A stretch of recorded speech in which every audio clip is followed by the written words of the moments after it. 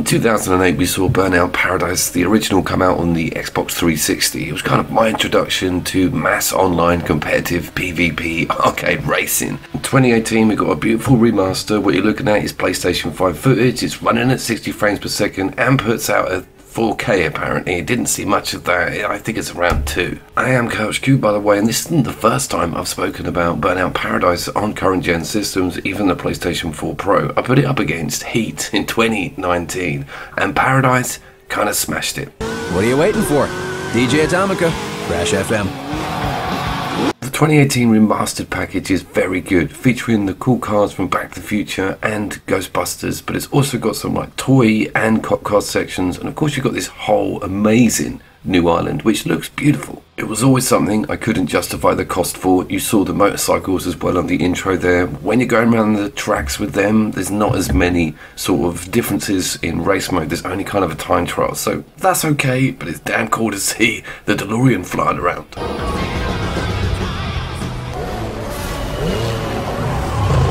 Racing those Surf Island buggies is also pretty awesome. There's kind of been a rework on the physics. They feel bouncier. They're just more off the cuff when it comes to the even more ludicrous physics we see in this game. It's particularly good on crash and crumple physics. You don't see a lot of that anymore in AAA driving games. You've only got to look at GT7 or single bend bumper in the whole thing.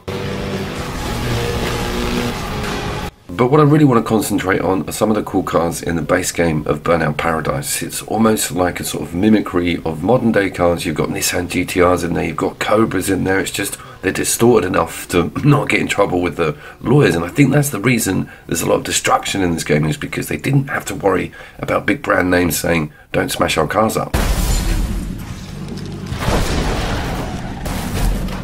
The Burnout series also gave me a low punch in the old split screeners, because it got rid of its couch co-op, local couch co-op, some of the best arcade racing. I'll put a link in. It was a classic video that I made and I loved it to bits. So robbing us of that local co-op content to roll out a new Burnout game was something we're really dubious of. What you got to remember is in 2008, the sort of online gaming, everyone in a lobby, this whole idea of going on after work and hooking up with people was so new, and it was amazing. This was one of the best experiences I had with that initial birth of online PvP.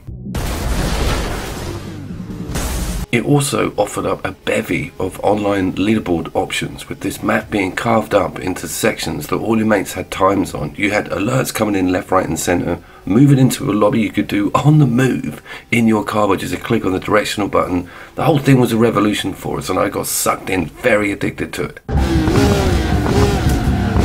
It also borrowed from a few cool things on the Need for Speed open world games, like Underground, giving you tasks, giving you different race modes to go for, and they were also dependent on what car you chose to take in. You had to stunt builds, speed builds, even big chunky stuff that couldn't be knocked off the road. It also came with a thumping late 2010 soundtrack with stuff like Faith No More. You had Avalon Lavigne on there, even Pigeon Detectives. It was beautiful to hear all that music again. That's why I left that intro on, because I'm going to get completely stapled in the forehead by the Sentinel bots. Help me out on the likes and subs.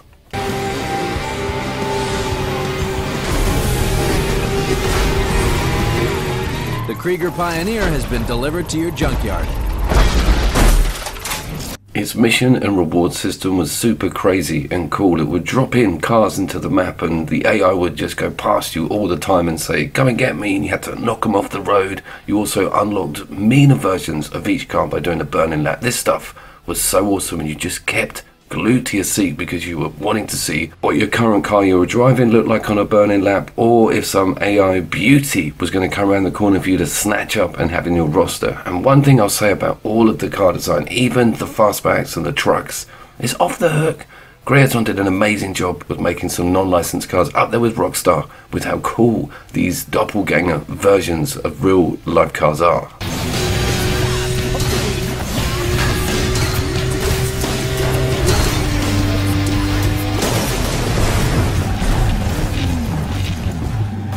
Keeping on the subject of AI, they did an amazing job with making them evil as hell, going after you, smashing you off, duping you into going after them. They'll break, you'll fly right by, they will get you in that hedgerow whenever they can. It's brilliant, and it really trains you up for going online for full-on PvP, which is so difficult. The changing in direction on the roads are made to confuse you, and that indicator at the last minute, you've got no chance unless you're looking at that map 9 times out of 10 when you're going up to a corner. It's got a switch view on triangle. I like messing around with it. It's also got a look behind on L1, which is quite handy if you're being haunted by one of those big Dodge Chargers that will take you down on some of the destination missions, which is all about just trying to get to a place, not worrying about being first or second. The survival races are generally scary, and that AI hunts you down, slams you from behind. There's 3 of them sometimes surround you. It's all about just making it over that finish line. That brings me on to its damage model. No health as such on screen. You have to look at the car and work out how smashed to pieces it is. You can also go into the garages during a race, which is so difficult. It's like a lay-by at 300 miles an hour, and you see him coming on the map, you get in a panic, you end up doing more damage trying to get in the damn thing.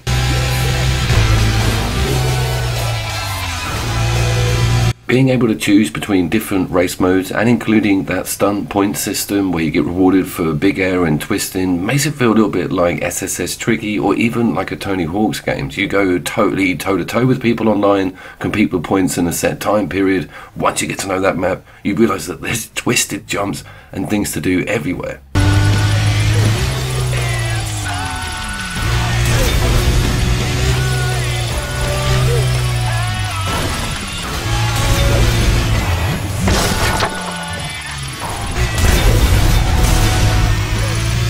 For me, that was one of the major selling points. It was the first arcade open world racer game that allowed me to sort of use cars for particular purposes when it came to those event types. So building a roster was really important, and the rosters that you managed to get hold of and taking out other stuff on the fly, the crazy designs of some of the hot rod cars really make this game a joy. The more license points you start to accumulate, the more cars get popped into the map for you to just find and munch through, and it's so difficult to put this game down. Especially when I went back to this the other day for some footage, I was like, I'm back in the room.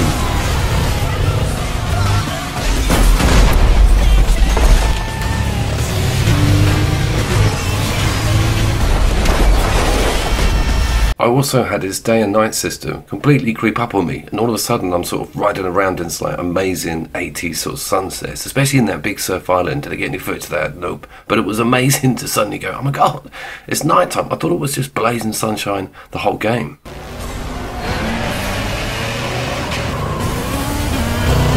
I think this is potentially a still holds up and a legitimate PlayStation 5 review. I'd never put it on the 5, always the Pro for that Need for Speed Heat comparison. This is still kind of head and shoulders above loads of stuff out there at the moment, even the new Need for Speed stuff. I may look back into the most wanted areas, but Unbound and all that new material, nah, stick with Paradise. It's a goddamn legend.